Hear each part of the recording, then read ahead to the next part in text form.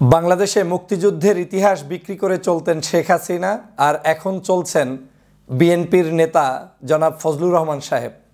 একই উপায়ে শেখ হাসিনা যেভাবে মুক্তিযুদ্ধের ইতিহাসকে বিক্রি করে চলতেন, মুক্তিযোদ্ধা দাবি করে করে বিভিন্ন জায়গায় বৈষম্য তৈরি করতেন, পক্ষের এবং বিপক্ষের শক্তি দাঁড় করানোর চেষ্টা করতেন, ঠিক শেখ হাসিনার রেখে যাওয়া সন্তানের মতোই দায়িত্ব পালন করে যাচ্ছেন জনাব ফজলুর রহমান সাহেব।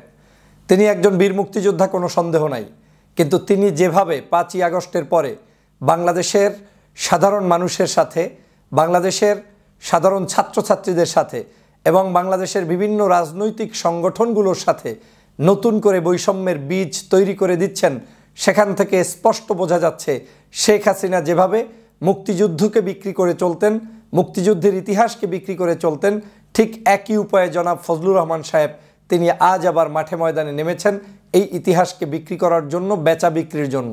এই বিক্রি করার মধ্যে ধরন আছে। শেখ হাসিনা বিক্রি করতেন মিথ্যাচার করে, তিনি ভুয়া মুক্তিযোদ্ধা দিয়েও হয়তো তিনি সেখানে তার নিজের পারপাস সাফ করতেন, চেষ্টা করতেন যে আওয়ামী লীগের সেই ভুয়া মুক্তিযোদ্ধাদেরকে দিয়ে ইতিহাস তৈরি করতে। হয়তো ফজলুর রহমান সাহেব সে জিনিসটি করছেন না, তিনি নিজে একজন বীর, একজন মুক্তিযোদ্ধা, কোনো সন্দেহ নাই। তিনি বাংলাদেশের জন্য যুদ্ধ করেছেন বলে তিনি দাবি করছেন এবং আমরাও বলছি যে তিনি বীর মুক্তিযোদ্ধা। কিন্তু একজন বীর মুক্তিযোদ্ধা হিসেবে তিনি যেভাবে প্রতিনিয়ত হুমকি ধামকি দিয়ে যাচ্ছেন বাংলাদেশের সাধারণ নাগরিকদেরকে, শিক্ষার্থীদেরকে, নতুন সংগঠনগুলোকে, বিভিন্ন রাজনৈতিক সংগঠনকে, জামাতকে, শিবিরকে, ডানপন্থী, ইসলামপন্থী আলেমোলামাদেরকে, সেখান থেকে আবার স্পষ্ট হচ্ছে যে এই ফজলুর রহমানের আসল উদ্দেশ্য শেখ হাসিনার উদ্দেশ্যের সাথে প্রায়ই মিলে যাচ্ছে। শেখ হাসিনাও এরকম করেই সব সময় বিক্রি করার চেষ্টা করতেন। আমরা ফ্রিডম ফাইটারদেরকে পছন্দ করি, রেসপেক্ট করি, কিন্তু ফ্রিডম ফাইটারদেরকে মনে রাখতে হবে যে বাংলাদেশ সকল নাগরিকের জন্য, সকল মানুষের জন্য।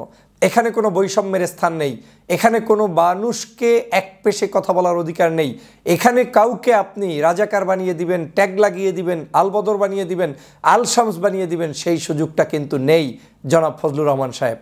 আপনি নিজেই টকশোতে দুই এক জায়গায় বলেছেন যে সন্তানটিকে গত কয়েকদিন আগে আপনি রাজাকার বলেছেন, আপনি হয়তো ক্ষিপ্ত হয়ে বলেছেন, কিন্তু আপনি বলেন, নিজেই বলেছেন যে তিনি হয়তো রাজাকার নন, কিন্তু আপনি বলার ক্ষেত্রে তাদেরকে রাজাকারদের উত্তরসূরি, রাজাকার হিসেবেই সম্বোধন করলেন।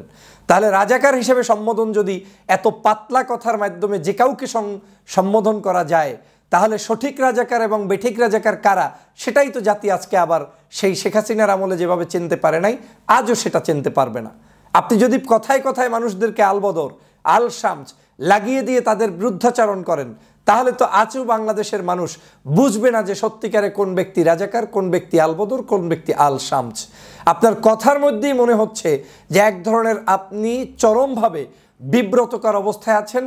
মানুষের যে পরিবর্তন হয়েছে দেশের, সেটা আপনার কাছে ভালো লাগছে না।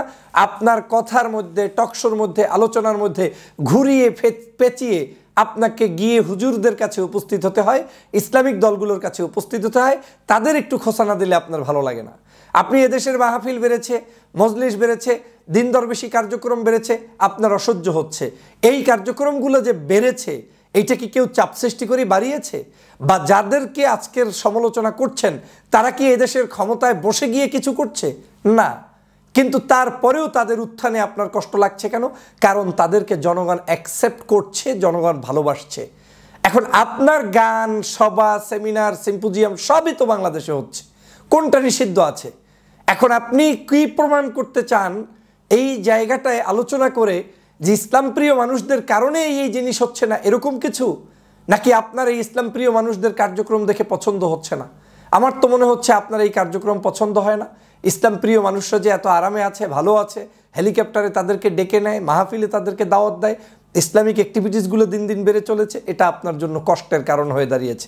আর সবচেয়ে বড় কষ্টের কারণটা হচ্ছে আপনি দল ছুট করতে করতে এমন একটা পর্যায়ে এসে দাঁড়িয়েছেন, বছরের একেবারে জীবনের শেষ মুহূর্তে এসে আপনার আর দল চেঞ্জ করার রাস্তা নেই। আপনি আওয়ামী লীগ ব্যাকগ্রাউন্ডের লোক হতে পারেন, আমাদের কোনো আপত্তি নাই। একটা মানুষ রাজনৈতিক পরিবর্তন করতে পারে, তাতেও আপত্তি নাই। কেউ কেউ বলছেন আপনার এলাকায় আওয়ামী লীগের নমিনেশন আপনি না পাওয়ার কারণে হয়তো আমাদের এই বিএনপিতে আপনি যুক্ত হয়েছেন, ভালো কথা, বিএনপিতে এরকম আপনি নয় আরও শত শত মানুষ যুক্ত হয়েছে, বের হয়ে গিয়েছে, আবার যুক্ত হয়েছে। এটা রাজনৈতিক একটি কালচার। কিন্তু আপনাকে যে কারণে আমি আজকের প্রশ্ন করতে চাই, আপনি শেখ হাসিনার রেখে যাওয়া সেই কার্যক্রম কেন আপনি সমস্ত টকশোতে গিয়ে উদ্যোগী ভূমিকা পালন করে রেখে যাচ্ছেন, বলে যাচ্ছেন, করে যাচ্ছেন? তাহলে শেখ হাসিনা বাংলাদেশে নাই, কিন্তু শেখ হাসিনার কিছু রেখে যাওয়া মানুষ যারা বিভিন্ন দলের ভিতরে ঢুকে ঢুকে আজ ওই একই উপায়ে বৈষম্য তৈরি করছে, বাংলাদেশের নাগরিকদের মধ্যে বিভাজন তৈরি করছে, আবারও সেই মুক্তিযুদ্ধ বিরোধী শক্তি পক্ষের শক্তি নিয়ে আসছে। আমি আজকের কথা বলছি, আমার বয়স কয় বছর? এই 37 বছরের একজন যুবককে আপনি কি এখন মুক্তিযুদ্ধের বিরুদ্ধে শক্তি বলবেন, রাজাকার বলবেন? তাহলে আপনিই তো রাজাকার হয়ে যাবেন। কারণ কোনো ব্যক্তি, যে ব্যক্তি সত্যিকার দেশপ্রেমিক, সে তো কাউকে ইতিহাস বিক্রি করে মিথ্যাচার করতে পারে না। কিন্তু আমার আপনার প্রত্যেকটি টকশো আলোচনা দেখে মনে হচ্ছে আপনি যে কোনো একটা উদ্দেশ্য বাস্তবায়নের জন্য ঢুকেছেন, এবং সেই উদ্দেশ্য বাস্তবায়নের জন্যই এভাবে করে প্রত্যেককে রাজাকার বানানোর ট্যাগ লাগানো শুরু করে দিয়েছেন। কষ্ট লাগে এদেশের কারো উত্থান দেখলে? কষ্ট লাগার নাম তো গণতন্ত্র নয়। এদেশের গণতন্ত্রের নিয়ম হচ্ছে প্রত্যেকটি রাজনৈতিক দল স্বাধীনভাবে কথা বলবে, স্বাধীনভাবে চলবে। ভোটাধিকার প্রয়োগ করলে জনগণ যাকে যেখানে পছন্দ করবে তাকে সেখানে ভোট দিবে। আপনার আমার কষ্ট লাগার কারণটা কোথায়? আপনি কেন কষ্ট পাবেন এদেশের ইসলাম প্রিয় মানুষদের অ্যাক্টিভিটিস দেখে? আপনার কোন অ্যাক্টিভিটিস বাংলাদেশে বন্ধ করেছে? আলেম পরিচয় দিয়ে, ইসলামের পরিচয় দিয়ে, ধর্মের পরিচয় দিয়ে, খতিব পরিচয় দিয়ে, ইসলামী দলগুলোর পরিচয় দিয়ে। এখন যদি আপনাদের সৃষ্ট হওয়া কোনো ব্যক্তিবর্গ যদি কোনো জায়গায় ষড়যন্ত্রের অংশ হিসেবে কিছু করে, সেটাকে আপনি ধর্মের সাথে, ইসলামের সাথে লাগাতে পারবেন না।